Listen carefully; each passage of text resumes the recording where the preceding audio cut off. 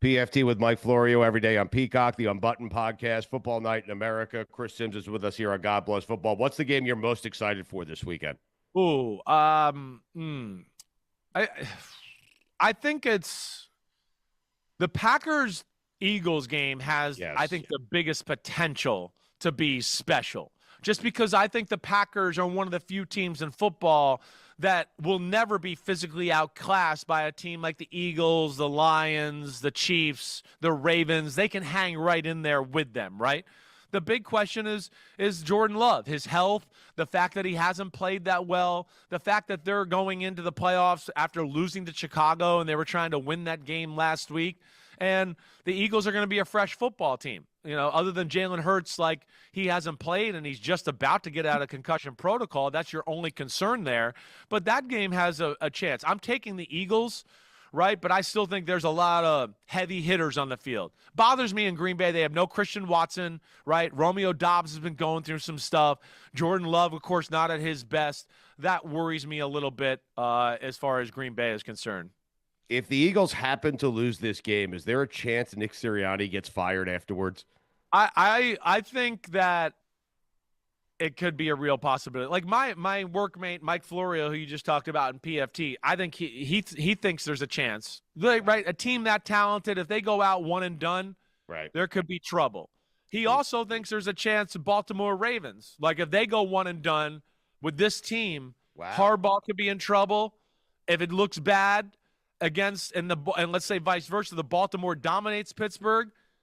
He has a thought, and usually Mike, when he has a thought, he's getting inklings from somewhere that he thinks that Tomlin could be in trouble too. So, you know, we got some playoff teams here certainly that could have some drama if things don't go the right way this weekend. You know, the Harbaugh one is interesting because he kind of skates by. He's won 2 playoff games in the last decade, and he's had the 2-time MVP on his roster. That's what I think where it might come to a head if they disappoint here, right? I don't expect them to. I'm taking them to beat the Steelers. I think the Steelers are going like this and the Ravens are going like this right now. I expect them to control the game. I picked Ravens 35-20. So if it goes as expected, he'll be okay. But, yeah, I think that what you're saying, the Ravens fans know that, and that's why, you know, every few years you kind of hear like a rumbling of, I don't know, is John Harbaugh still going to be the head coach of the Ravens? And I think it's kind of the things you're alluding to that, you know, rub some people the wrong way in that fan base.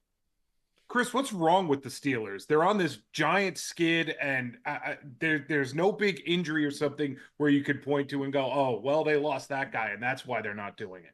Yeah, I think that people figured out how Russell Wilson led Pittsburgh Steelers want to play football a little bit. The one thing you see with Russell Wilson and watching back even the Ravens game, the last one they played, which was 34-17 Ravens, and it was closer than that. That was a misleading score. But, you know, Wilson's made some mistakes lately. Wilson's definitely turned down some completions. Middle of the field is still an issue with Russell Wilson. It's an issue. And if there's an advantage to have in this matchup, Freiermuth down the middle against Roquan Smith. There was people open down the middle in the last matchup against the Ravens. He's reluctant to throw the ball into those windows. I don't know if it's because he's shorter and he can't see or if he's just very protective of the ball, but he's going to have to be a little more aggressive in this one. I think, too, the other thing you start to realize is that, you know, when they don't have George Pickens and he's not focused and or he's dropping the ball or talking too much, you can see that they're just not the same offense. There's nobody that scares you. So I think it's a little bit of all of that.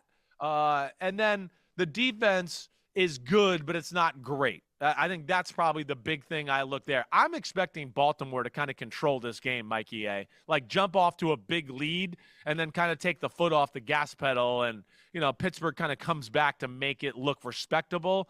But I don't think they're in the same class as the Baltimore Ravens right now.